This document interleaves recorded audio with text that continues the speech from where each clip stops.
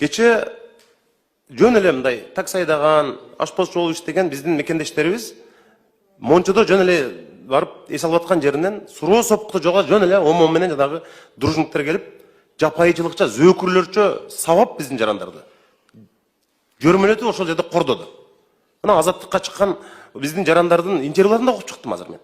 Жанагындай ачуу калемпирлерди жарым килограмм жедирди дейт. Жөн эле.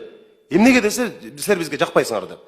Эмне бул стратегиялык өнөктөш союздашпыз деп Евразияда отурабыз, биздин жарандарды аябай мындай жапайыларча кордоп атпайбы? Эмне миграция боюнча эмне министр сүйлөштү, ким эмне реакция кылды? Мен Тышкы иштер министрлигинин эмесин окудум, жанагы реакциясын. Андай болбойт да, андай кылбагыла да силер. Чакырбайсыңарбы элчини? Нотаны карматпайсыңар колуна. Эмне үчүн биздин жарандарды мына ушундай кылат? Сиз айтып атасыз, 70 Орусиядагы биздин 70 000 мигрантыбыз ошондой кордогон жок, кайтып келгени жакшы. Мына ушул жерде иштесин. Ошентип коруп алып, мына ошентип жанагындай жерде тамекилердин баарын бырчалап жанагы оозуна жедирип атат биздин мигранттардычы. Мынчалык элибизди мындай тентиткенибиз аз келгенсиз, мындай кордолсо, унчукпай тымпыйып отурганыбыз болбойт да. Тышкы иштер министрлигинин реакциясын көрдүм мен. Ушундай болду, маалымат берип койдум. Ал маалыматты элдин баары билет. Ошентип коруп алып, ошентип Орусияда жүргөндөн көрө өзүнүн мекенибизге кайтарганыбыз жакшы. Анан Тышкы иштер министрлиги мына элчини мына бүгүндөн калбай Орусиянын элчисин чакыргыла силер.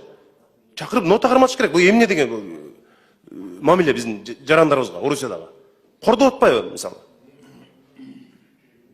Миграция министрлигинен бир реакция көргөн жок. Министр эмне үчүн билдирүү таратпайт ушуга чейин? Эмне үчүн Орусиянын министрине чалып айтпайт мисалы?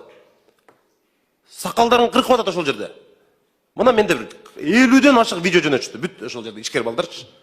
Спорт залда кыргыз ишкер ачкан спорт залга кирип алып, уруп ошол жерде. Биздин жарандарыбыздын кабыргасы сынып, ээктери сынган жарандарыбыз бар. Арыз жазбай коркуп отурушат, мына сүйлөшсөк, ыйлап атышат. Арыз жазсак бизди ушинтет деп. Эмгек социалдык коргоо министри, Тышкы иштер министри эмне кылып отурасыңар, мен билбейм. Эмнеден коркосуңар? Жообун бериш керек аларга. Эмне эгемендүү өлкөбүз биз. Анчалык мындай мамиле болбойт. Мына жерде ошондуктан бүгүндөн эгер кеч калсаңар билбейм, бул министрлердин бардыгын анда кызмат ордун карашыбыз керек. Биз андай министрдин эмне кереги бар бизге папке көтөрүп жөн эле жүрө берген министрлердин.